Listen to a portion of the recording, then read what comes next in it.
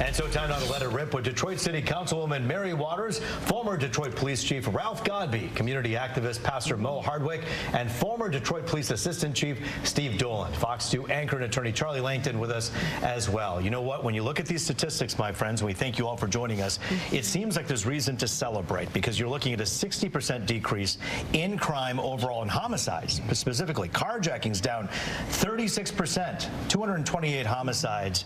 Councilwoman Waters, you represent the good people on the other side of that camera right now. Is this reason to celebrate, or are we just looking at numbers here that don't tell the whole story? There's no reason to celebrate, but I'm always happy and grateful for any decrease that I see in crime.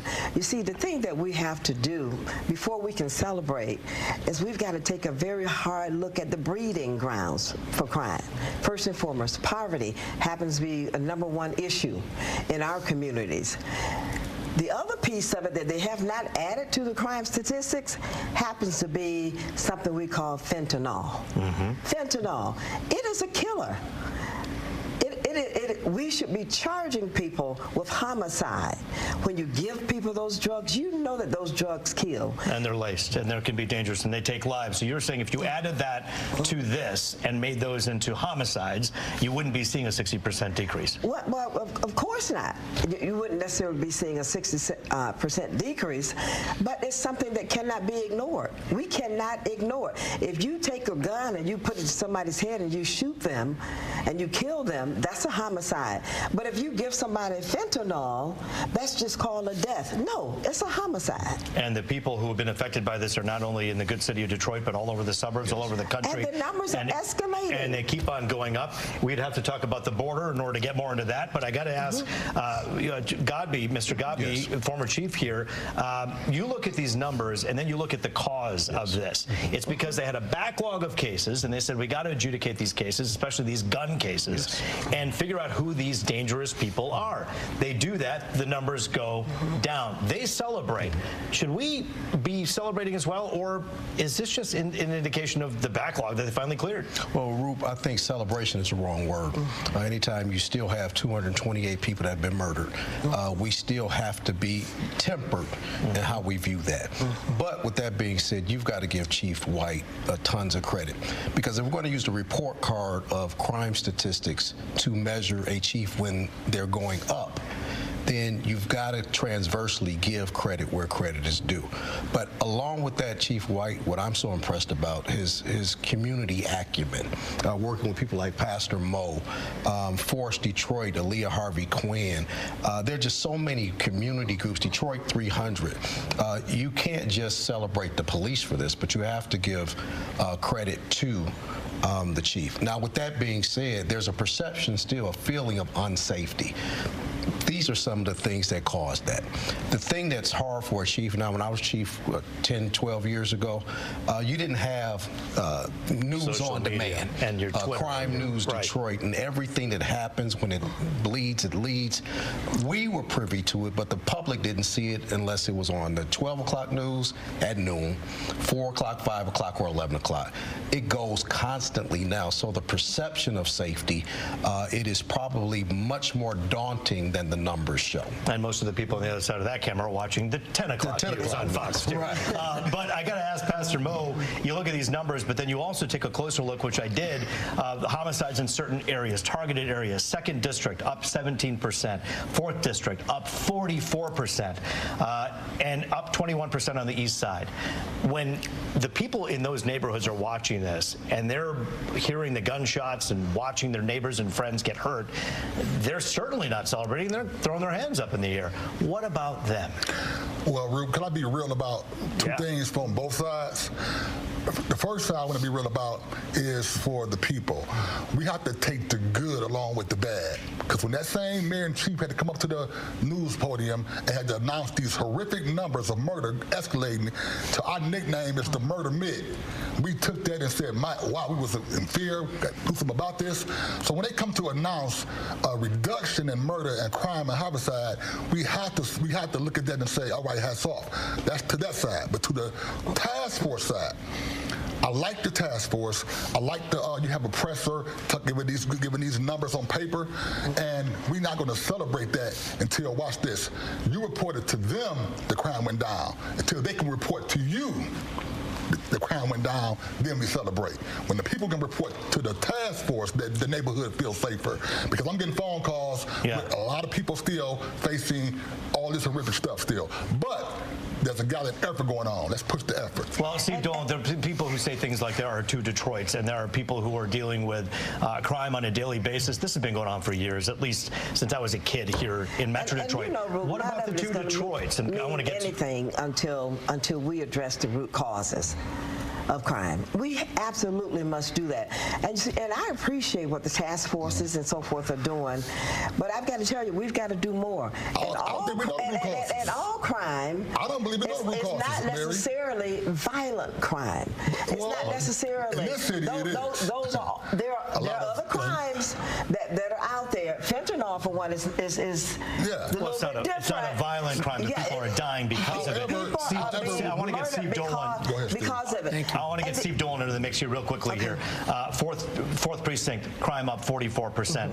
I heard from 2 people who live in that district who say, I don't understand what this great news is about. Where does the work yet need to be done? Well, I don't like the fact that we judge. I don't like the metric of homicides. I don't like that, because with medical technology, the advances, technology, trauma units, life-saving techniques, a lot of those homicides we had in the past, it wouldn't be homicides now. They'd be saved. Sure. Right? So I'm not big on that metric. The metric should be violent crime overall. Carjackings are down, right?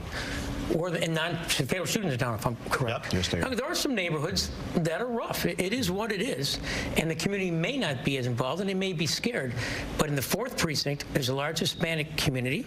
It's crazy there, because you go on the one side of the Rouge River Bridge, it's a different dynamic than in southwest off of Werner, and the north part. So there's 3 different communities wrapped in one. So what part of the 4th precinct are they complaining about?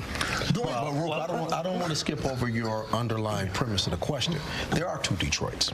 There is an affluent Detroit. There's a downtown. There's a midtown. There's a Rosedale, North Rosedale. I'm coming to change that too, God. No, but I'm working on that too, Detroit. No, absolutely. But that doesn't change the reality of what's on the ground. In that case, then it goes back to what I'm saying about one band, one side.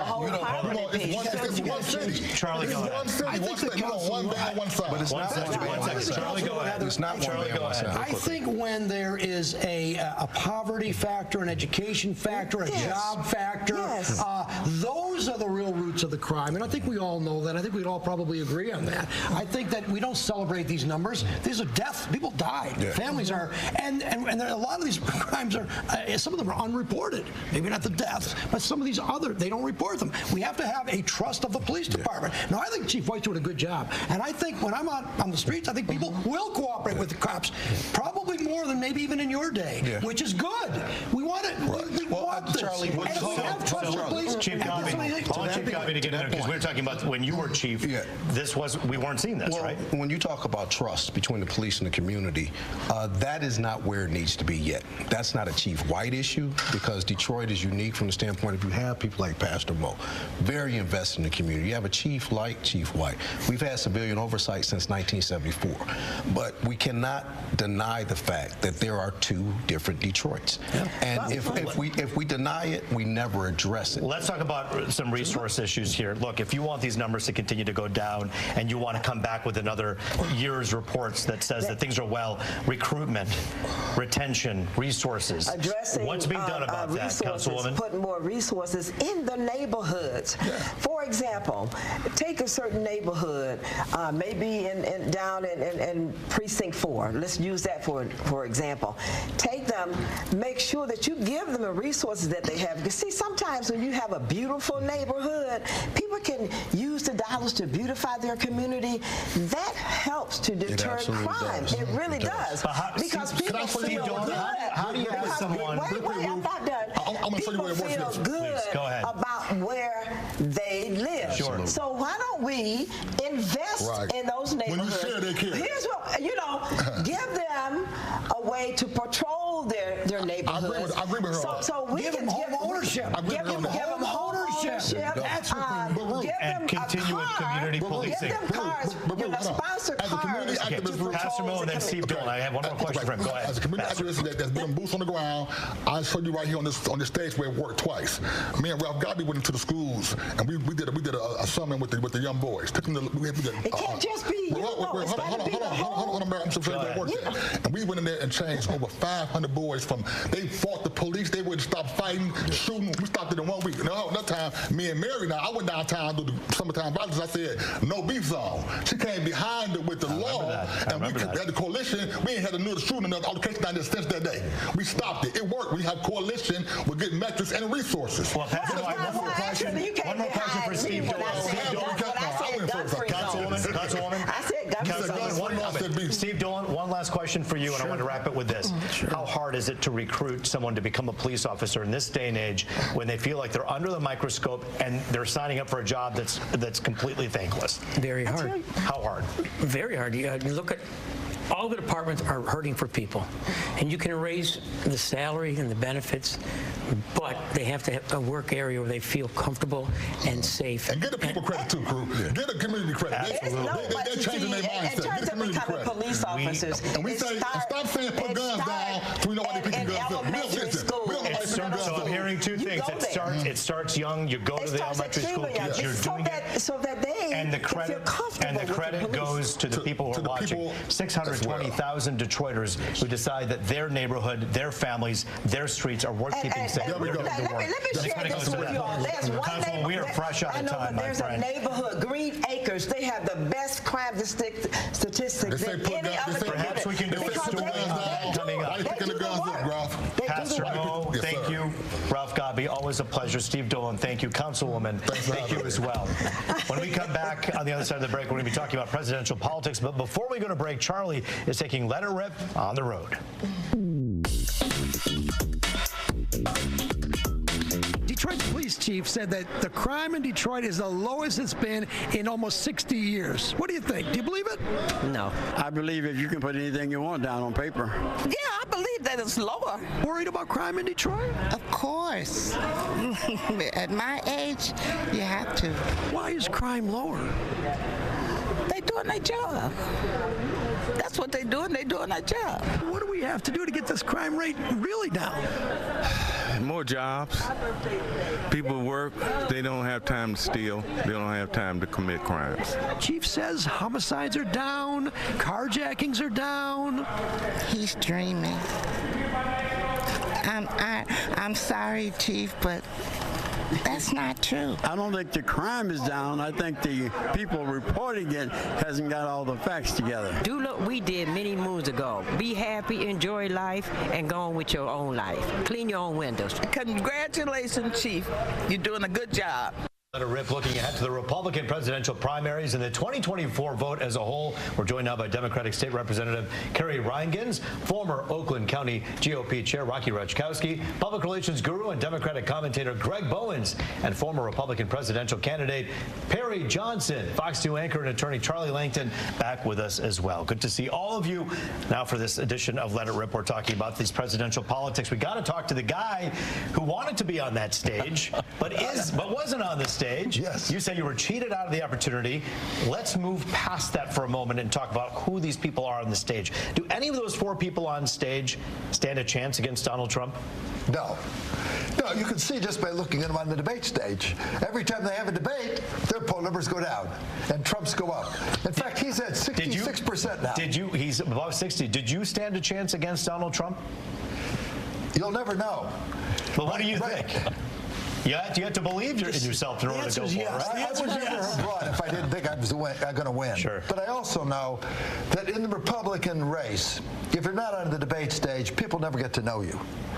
And the big issue that we have here is that when you look at all the candidates, from my point of view, there is no one that is more outstanding than Donald Trump compared to anybody out there.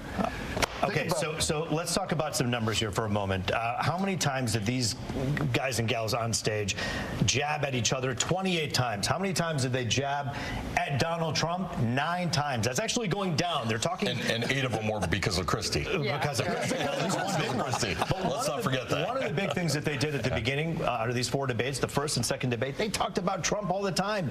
They were literally helping Trump get up to 60%. Greg Bowens, not a good strategy, huh? Well, the thing about it is that Trump continues to suck all the oxygen out of the room, not because he's talking politics, but because he's going from courtroom to courtroom to courtroom, and he's fighting for his financial life in New York, trying to save his empire. And so that's the thing that's But by saving his empire, isn't he increases his chances of becoming president? Isn't he doing better because of these trials? Yes. Well, you know, those polling numbers that you're looking at are among likely Republican voters. He's not bringing in more independents. He's not appealing to, you know, moderate Democrats or anything like that. That's an interesting point. He's straight in the MAGA crowd, and these folks can't compete with that. Now, if this were a general election more atmosphere, I don't think that he would be doing as well. Look at the poll numbers, though. They ran the poll numbers against Trump and Biden, and Trump is ahead in the key states. But look who he's running against also. Biden is a walking disaster, and his policies are walking disasters. But you don't even get the opportunity to... Hold on 1 second. A year's time is a lot, all right? And when you're 81 years old, 1 year is a lot longer. A lot can happen, both of these guys. Donald Trump is not a picture of health, nor is Joe Biden. You can talk as much as you want about physically, cognitively. No, Donald Trump used to go once a week, twice a week on these rallies. He does once a month now. He is more tired than he was 4 years ago. Because he doesn't need to. I would actually counter that with saying that he doesn't need to. He does different things throughout the period. Plus, he's constantly in court because thanks to Democratic prosecutors, Soros-paid prosecutors. And I will share this much, that when you're that much in the lead, do you really need to go on the debate stage? You need to have those town halls now? DeSantis says he didn't. DeSantis came out yesterday. Christie actually says the guy didn't have the guts to show up here. Is that true? I'm not sure if I would say guts, but when you're that far in the lead, why would you? But that's an easy thing to say. From my perspective, stand up to everybody? No, but listen, from my perspective, I think these 4 individuals are running right now and trying, except for Christie, trying to appeal to the people that would vote for Trump in case something does happen to Donald Trump. Perry Johnson needs to be on the debate stage. Absolutely. Donald Trump does not. Well, there you go. But Representative Ryan Higgins, when you look at Joe Biden right now, the President of the United States, there have been so many questions, and we've asked Haley Stevens, Congresswoman Debbie Dingell, over and over again. Do you think that he really has the stamina and the cognition to do this for another 8 months, 9 months, 1 year? 4 years, actually. You believe that? But I'm saying running for this. So the only way to know about how somebody will perform in the future is to look at how they've been performing in the past. If we look at Donald Trump, how did he perform in the past? He tried very hard to get the Muslim ban, but he couldn't get it done. Every week was infrastructure week, but who got it done? Oh, that was Biden. So Biden ended up getting things done. Biden is actually building the wall. Yeah, thank God. So after he said he was taking it down. Biden is actually doing things that Trump said he thought he could do. Trump couldn't deliver. Biden has delivered the CHIPS and Science Act, the infrastructure, bipartisan infrastructure act that is building bridges and roads across our state. I can't drive anywhere on a highway without seeing a sign that says bipartisan infrastructure act. How many things do we have in all of our communities, including us at the state legislature? We've been able to invest in communities that have been underinvested. Wait a minute, she's supporting Bidenomics, and I think anybody at home realizes Bidenomics is a disaster. But when it comes to, hold on 1 second, if it comes to infrastructure, and you look at what Biden promised to do and what he did, you see that he's fulfilling the promise. The question I have about Trump, he says, we're going to make Mexico pay for the wall. He criticized Anthony Fauci. DeSantis yesterday said, you know what? This guy should have fired Fauci, and he should have made Mexico pay for the wall. Let me answer it this way. Let me answer it this way.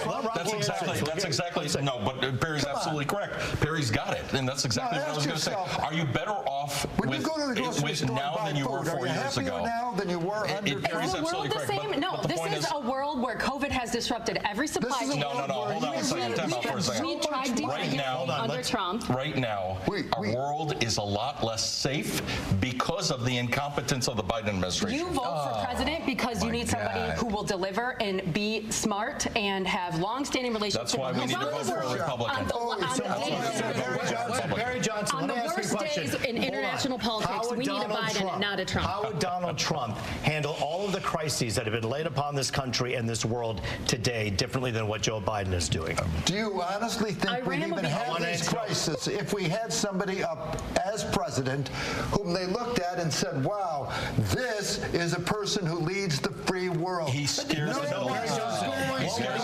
What would he do differently? When you have somebody up there that is that strong, what would he do differently? Ukraine What would he do differently?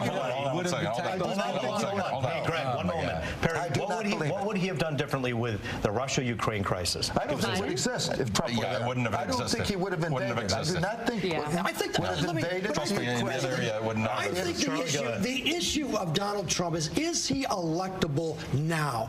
No. Are there enough people, Democrats or independent voters, that will vote for Donald Trump? I don't think people like Donald Trump. Charlie, Max is out at 46%. 46% of the problem is, that's where Max is problem and he's is, not gaining any more friends now. That's the right. majority Need the crossover to win. The majority of voters don't want either of those candidates, and that's why at least you have. Hold on one second. That's why at least you have a Republican debate and you have a Republican campaign. In the Democratic Party, where they tell you that they want openness and everybody be open and treated fairly, they won't even have a debate. Because nobody wants to run against Biden. Look You've got two Democratic candidates.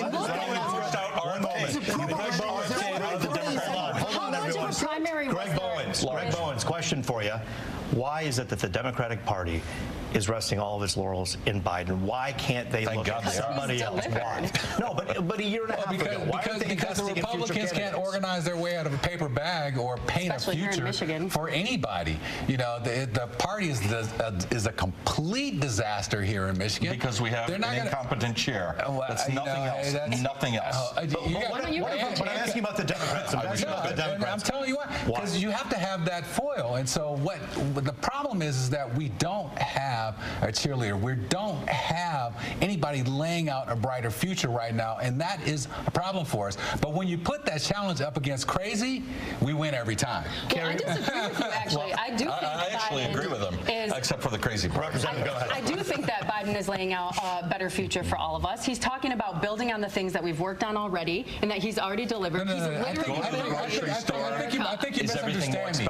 There was a skit on SNL that had the younger Biden versus the Biden of today, and the younger Biden had the cool glasses and came out and was all energetic and getting people fired up.